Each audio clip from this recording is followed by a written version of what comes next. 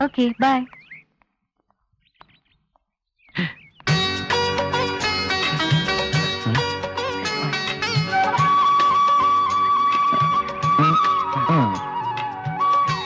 അനിതേ,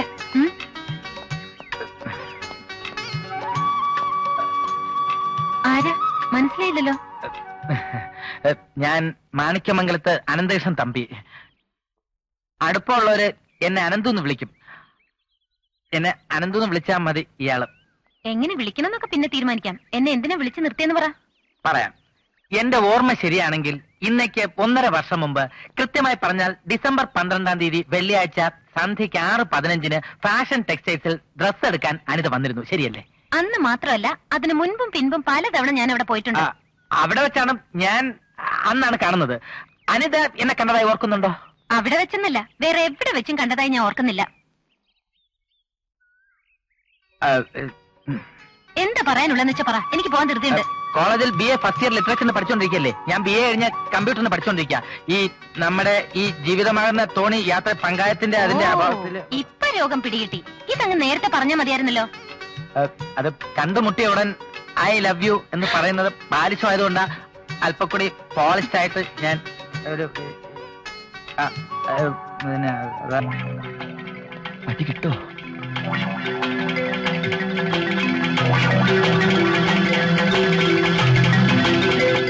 അപ്പൊ എല്ലാം പറഞ്ഞോലെ.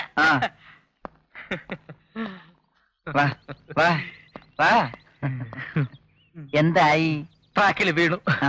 എങ്കിൽ പുറയിലോട്ട് കയറിക്കോ. വണ്ടി ഓടിക്കണ്ട, വീണതിന്റെ ക്ഷീണം കാണും.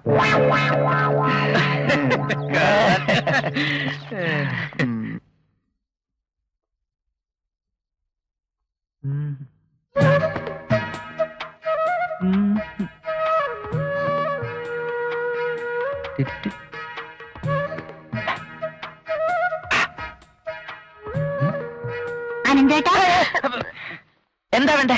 വെള്ളം. ഇവിടെ വെള്ളമില്ല. താൻ അടുക്കളയിൽ പോയി ചോദിക്കേ. അതല്ല, അനന്തേട്ടന് കുടിക്കാൻ വെള്ളം. രാത്രിയിൽ ഉറക്കത്തിനിടയിൽ വെള്ളം കുടിക്കുന്ന ശീലമല്ലേ അനന്തേട്ടന്? വെള്ളം കുടിക്കുന്ന ശീലമൊന്നുമില്ല, കൂർക്കം വലിക്കുന്ന ശീലമുണ്ട്. കൂർക്കമ്മലിയുടെ ശബ്ദം എനിക്ക് ഭയങ്കര ഇഷ്ടം. മോള് ആ വെള്ളം അവിടെ വെച്ചിട്ട് വേഗം സ്ഥലം കാലിയാക്കാൻ നോക്ക്. ഞാൻ അവിടെ പോയിട്ട് എന്ത് ചെയ്യാനാ? എല്ലാവരും സദ്യയോട്ട് ഒരുക്കുന്ന തിരക്കില. ഞാൻ എന്തേലും ചെയ്യാന്ന് വെച്ചാൽ ഉമ്മയമ്മായി സമ്മതിക്കണ്ടേ? അപ്പൊ കുറച്ചു നേരം അനന്തേട്ടന്റെ അടുത്ത് സംസാരിച്ചിരിക്കാലോ എന്ന് കരുതി. ഇത് ബോഡി സ്പ്രേ ആണോ? നല്ല മണം. അല്ല, മണം ഉണ്ടോ നോക്കട്ടെ.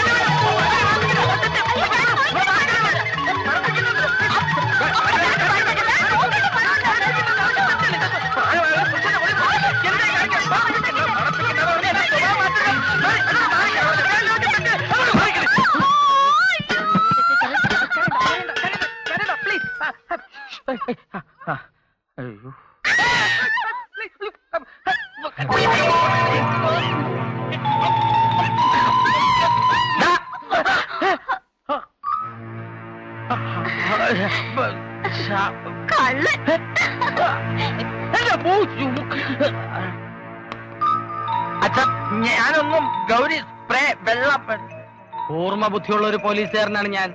നീ എന്റെ അടുത്ത് ഉരുട്ട് കളിക്കരുത്. അയ്യോ അച്ഛ, അച്ഛൻ വിചാരിക്കുന്ന പോലെ.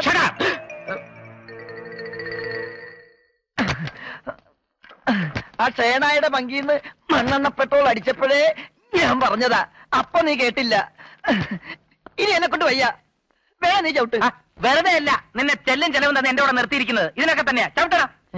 ഇനി നീ എനിക്ക് ചെല്ലും തരണ്ട. ഞാൻ ഈ ജോലി റിസൈൻ ചെയ്തു. ഞാൻ പോവാ. അങ്ങനെ ഒരു നോട്ടീസും തരാതെ രാജിവെച്ച് പോകാനൊന്നും പറ്റില്ല. നീ ഇത്ര സെൻസിറ്റീവ് ആലോ മണിയാ. ഇതൊക്കെ ഒരു നാക്കല്ലേ? ഞാൻ കാണിച്ചു തരാം. 10 എണ്ണനകം ഇത് സ്റ്റാർട്ട് ആക്കിയിരിക്കും. സ്റ്റാർട്ടാക്ക്. 1, 2, 3. ഓ, ആശ്വാസായി. നമ്മളുടെ അവസ്ഥ കണ്ട് വിവരമുള്ള ആരോ വണ്ടി നിർത്തിയിട്ടുണ്ട്. സഹായിക്കാതിരിക്കില്ല. ഹലോ, ബെറ്റ് നിർത്തണ്ട അടി. 4, 6, 7, 8, 9.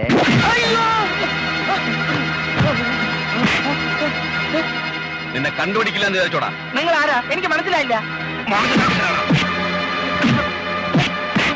അയ്യോ അനന്തു, എന്താ ഇത്? കാര്യം പറയാ.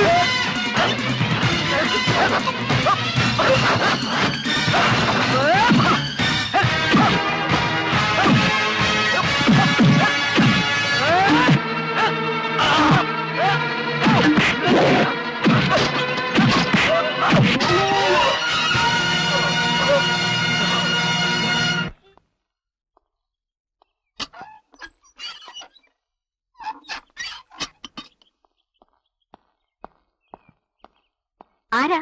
മണി. ഇവിടെ പണിയൊന്നുമില്ല. ഏ? അല്ലെങ്കിൽ തന്നെ ഒരുപാട് പണിക്കാരുണ്ട് ഇവിടെ. ഛേ, പണിയല്ല, മണി. MK മണിയൻ. ഞാൻ അനന്തുവിന്റെ ഫ്രണ്ടാ. ഓ, അനന്തേട്ടന്റെ ഫ്രണ്ട് ആണോ? ആ. സോറി കേട്ടോ. അല്ല, എന്ത് ചെയ്യുന്നു? ഞാൻ ടൗണിൽ ഒരു TV ഷോറൂം നടത്തുന്നു. TV ഷോറൂമോ? കണ്ടാ തോന്നില്ല കേട്ടോ. ആ. അല്ലേ, ഈ വലിയ ബിസിനസ്സുകാരൊക്കെ ഇങ്ങനെയാ. ഉം. വളരെ സിമ്പിൾ ആയിരിക്കും. എത്ര വലുതായാലും ഞാൻ വന്ന വഴി മറക്കാറില്ല. ആ. എന്താ കുട്ടിയുടെ പേര്? ഗൗരി. ഗൗളിയോ?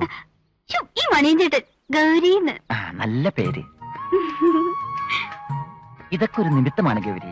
ഗൗരി ഇവിടെ വന്ന് നിൽക്കുക, അനന്തനനുസരിച്ച് ഞാനിവിടെ വരിക, തമ്മി കാണുക. ആരാണെന്ന് ചോദിച്ച ഒരാള് വരിക. എന്താ വേണ്ടത്? അനന്തേട്ടന് ക്ലോസ് ഫ്രണ്ടാ ചെറിയച്ചാ മണിയൻ ചേട്ടൻ. എന്ത് ചെയ്യണു? ചുമ്മാ നടക്കുന്നു എന്ന് പറയാൻ തീരെ താല്പര്യമില്ലാത്തതുകൊണ്ട് ടൗണിൽ ഒരു TV ഷോറൂം നടത്തുന്നു.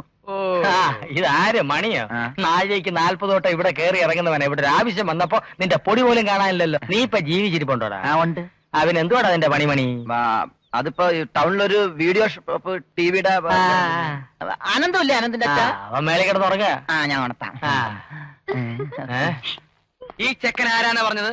അവനവന്റെ പേര് മണി എന്ന് പറഞ്ഞു കേട്ടില്ലേ? മണിന്ന്. സത്യാണോ നീ പറയണേ? പിന്നല്ലാതെ. എടാ, അങ്ങനെ അങ്ങ് തല്ലുകൊള്ള നമ്മൾ ആരാ? അതുകൊണ്ട് അതിന്റെ സോഴ്സ് അറിയണമെന്ന് എനിക്ക് തോന്നി. ഞാൻ ഹോസ്റ്റലിൽ പോയി അനന്തയെ കണ്ടു. അപ്പൊ അവൾ അങ്ങനെ ഒരു സംഭവമേ അറിഞ്ഞിട്ടില്ലെന്നാ പറയണേ? അതെ. എടാ, പ്രേമാഭ്യർത്ഥന നടത്തുന്നവരൊക്കെ ആളെ വിട്ട് തല്ലിക്കണമെങ്കിൽ അവർക്ക് അതിനെ നേരം കാണുള്ളൂന്ന്. എന്ന് വെച്ചാൽ നിന്നെ പോലെ ഒരുപാട് പ്രേമയാചകർ നിത്യവും അവളുടെ പിന്നാലെ നടക്കുന്നുണ്ടെന്ന്. എന്നെ പറ്റി എന്തെങ്കിലും പറഞ്ഞു അനിത? പറഞ്ഞു. ആ സംഭവം അവൾ ആ റോട്ടിൽ വെച്ചേ മറന്നു വന്ന്. തുറന്നു പറഞ്ഞുകൊണ്ട് ഒന്നും തോന്നരുത്. നീ നിന്റെ സ്വപ്ന സഖയുടെ ആട്ടും തുപ്പും കൊണ്ടുവന്നിട്ട് ഒരു കാര്യമില്ല. അവൾ വീഴാനും പോണില്ല, നിന്റെ ആഗ്രഹം നടക്കാനും പോണില്ല. നടക്കും, നടന്നിരിക്കും. നടന്നില്ലെങ്കിലോ? ഇല്ലെങ്കിൽ ഞാൻ ചങ്ങമ്പുഴയുടെ രമണനാവും. ആയിക്കോ, പക്ഷെ മതന്നെ അവൻ എന്നെ കിട്ടില്ല. ഞാൻ പ്രതീക്ഷിക്കുന്നില്ല. പക്ഷെ അതൊക്കെ പോട്ടെ. അല്ല, അനന്ത് അറിഞ്ഞിട്ടില്ലെങ്കിൽ പിന്നെ നമ്മളെ തല്ലാൻ വന്നവന്മാരാരായിരിക്കും? ആ, ആരാ? അതാ ഞാനും ആലോചിക്കുന്നത്.